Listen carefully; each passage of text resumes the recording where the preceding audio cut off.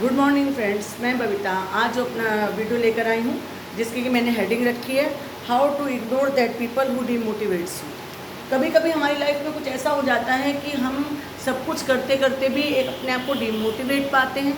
कुछ लोग हमारे पैरों को खींचने की कोशिश करते हैं। आप हमेशा, मैं इस तरह की वीडियोस इसलिए लाती हूँ, कभी कभी मैं खुद भी अपने आप को डीमोटिवेट पाती हूँ।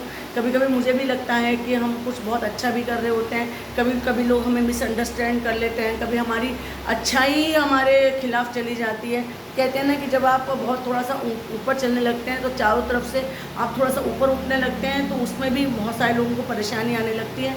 उसका तरीका मैं आज ये लेकर आई हूँ जिससे कि मैं खुद भी फॉलो करती हूँ, आप लोगों को भी बता रही हूँ कि कभी कभी क्या होता है कि कुछ लोग आपको समझ नहीं पाते हैं, आपको मिसअंडरस्टैंड कर लेते हैं।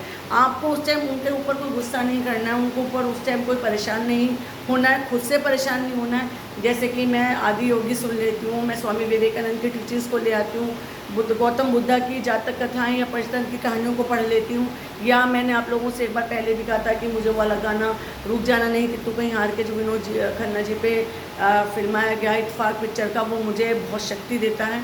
हरिवंश राय बच्चन की कविता है कि आपको हारना नहीं है, आपको आगे आगे बढ़ते चले आना है ना।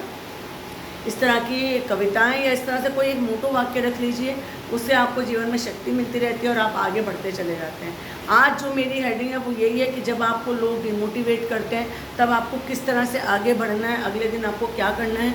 उस पर मैं आपको एक बुद्धा की कहानी सुनाऊंगी जो कि बड़ी ही सार्थक है। ज़रा आप लोग भी पहले उस कहानी को सुनिए, उसके बाद हम आगे चलते हैं।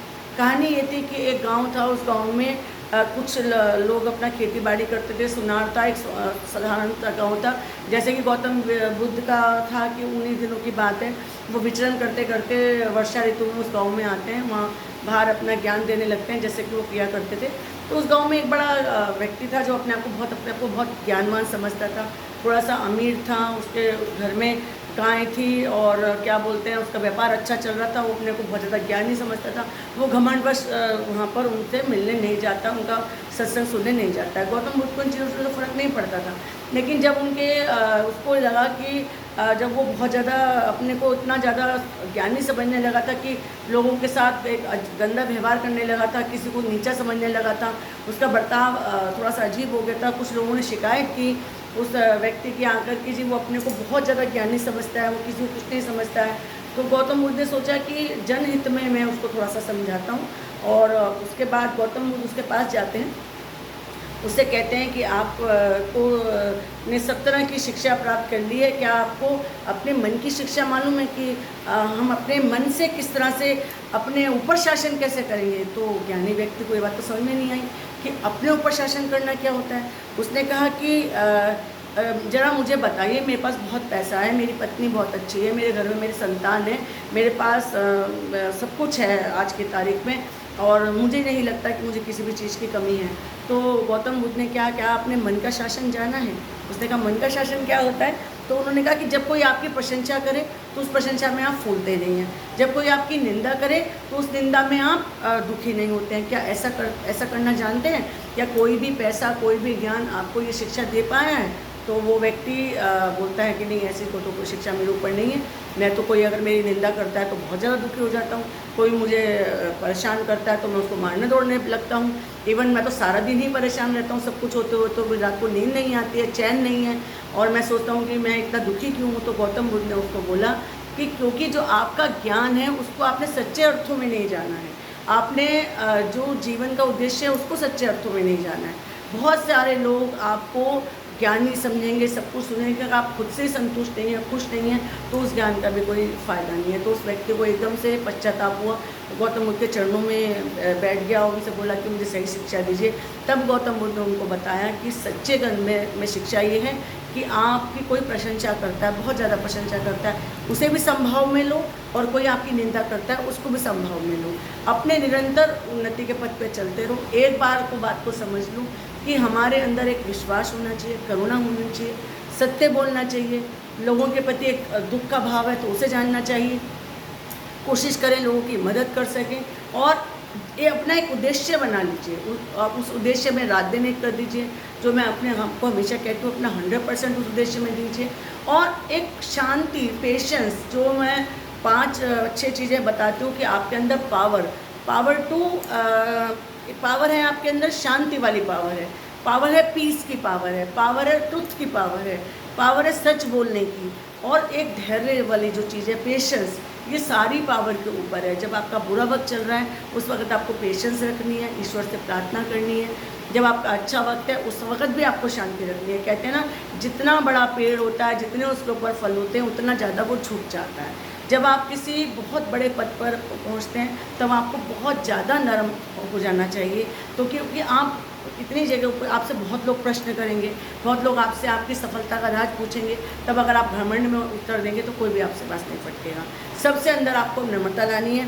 एक व्यक्ति ने एक बार गौतम मुझसे पूछा कि मैं ना अमृतत्व का फल पाना चाहता हूँ, क्या मैं अपने खेत में एक ऐसा फल उगा सकता हूँ जिससे कि मैं अमर हो जाऊँ, अमृत का फल मिल जाए। तो गौतम बुद्ध हंसे, उन्होंने कहा एक काम करो, अपने खेत के अपने मन के अंदर, जो आपका खेत है आपका मन, उसके अंदर विश्वास के तो बीज बो, विवेक का हल चलाओ, ज्ञान के पानी से उसको सींचो और नम्रता की खाद डालो, तो तुम देखना कि तुम्हें अमृत का फल मिलेगा जो इतना मीठा होगा कि आपके 7 पुष्पों तक चलेगा। लोग कहेंगे कि ऐसा एक व्यक्ति हुआ था। अब आप मेरी बात समझ गए कि आपको अपने मन में हमेशा एक विश्वास होना चाहिए।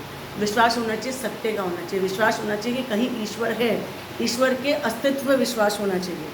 उसके बाद विवेक का हल चलाओ, मतलब विवेकपूर्ण तरीके से किसी भी घटना को जानना है। अगर आप किसी ऊंचे पद पे बैठे हैं, मान लीजिए आप एक टीचर हैं, एक मेंटर हैं, आपके पास 400-500 स्टूडेंट्स हैं, आप एक इंस्टीट्यूट भी चलाते हैं, मान लीजिए आप पढ़ाते भी हैं, तो आपको विश्वास होना चाहिए। आप 3-4 साल से मान लीजिए किसी स्टूडेंट को जान रहे हैं या आपके संपर्क में कोई है, आपको अपने विवेक, अपने बुद्धि से जानना चाहिए कि क्या गलत है क्या सही है। आपको सुनी सुनाई बातों पे भरोसा नहीं होना चाहिए। आप जो है कोई भी निर्णय लेने से पहले उस चीज़ को विवेक अपने दिल से सोचिए, अपने दिमाग से सोचिए कि कहीं ऐसा तो नहीं है कि आप किसी इनोसेंट को ही, किसी अनजान व्यक्ति को ही आप गलत तरीके से समझ रहे हैं। तो कुछ भी, सबसे पहले इंसान को अपने ऊपर भरोसा होना चाहिए, विवेकपूर्ण तरीके से सोचना चाहिए और ज्ञान का पानी सींचे। ज्ञान, अगर आपके अंदर ज्ञान है तो उस ज्ञान का क्या फ़ायदा कि आपने अपने ज्ञान से तो सोचा ही नहीं, अपने दिमाग से तो सोचा ही नहीं किसी घटना को करने से पहले। आप तो सुनी सुनाई बातों पर या तत्काल निर्णय ले लिया।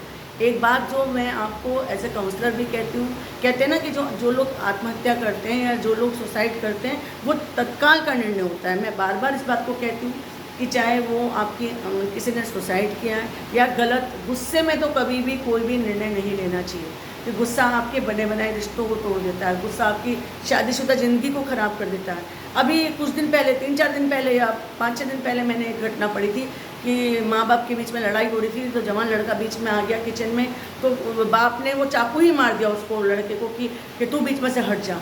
तो ये और थोड़ी देर बाद जब देखा तो वो बच्चा, जवान लड़का मर गया। अब पश्चाताप करने से कोई फ़ायदा नहीं, अपनी औलाद को अपने चाकू से मार दिया। गुस्से में कोई निर्णय लेना बहुत बड़ा गलत होता है। वो चाहे किसी की से अनजाने में आपसे हत्या हो गई या अनजान में कोई ऊपर से गिर गया। अभी ऋषिकेश की हरिद्वार की कोई एक फ़ोटो आ रही है, गुस्से में वो पत्नी वो पानी के ऊपर चढ़कर वो नीचे कूद गई। तो गुस्से में तो निर्णय लेना ही नहीं है, विवेकपूर्ण तरीके से सोचना है, ज्ञानपूर्वक तरीके से सोचना है और नम्रता का खाद डालो। नम्रता मीन पॉजिटिव, पोलाइट। अगर आप प्यार से किसी से बात करते हैं, प्यार से आप कोई चीज़ मीठी ज़ुबान से बात करते हैं ना, तो मीठी ज़ुबान से तो क्या, मैंने पहले भी एक बार कहा था कि कोई आपको जहर भी दे रहा तो आप गलती से उसे भी खा लेंगे। तो मीठी ज़ुबान होना बहुत ज़रूरी है। नम्रता रखिए अपने अंदर, आप अपने अंदर पेशेंस रखिए, तमीज़ का व्यवहार कीजिए। पढ़ाई कहते हैं ना, education means what? Education means to adjust, to हर चीज़ में एडजस्ट करना। आपके एजुकेशन, आपका बोलने का तरीका, आपका व्यवहार आपकी पढ़ाई को बताता है, आपकी अपब्रिंगिंग को बताता है। तो आपको एजुकेट होना है, तर्क से सोचना है, सुनी सुनाई बात पे नहीं जाना है, दिमाग को बड़ा करना है। और देखिए, जो रिश्ते बनते हैं उनको 2 झटके में नहीं तोड़ना है। रिश्ते बहुत प्यार से बनते हैं, उन्हें कहते हैं ना, उसे ऐसे प्यार वाले पानी से सींचना है। कहते हैं ना, फूल भी मुरझा जाता है अगर आप उसकी कदर नहीं करेंगे। तो अपने रिश्तों में प्यार डालिए, नम्रता डालिए, विवेकपूर्ण डालिए, तर्कपूर्ण डालिए, मीठी ज़ुबान बोलिए, दूसरे के दर्द को समझिए। और उसके बाद जितना एक और गौतम बुद्ध की कहानी सुनाती हूँ।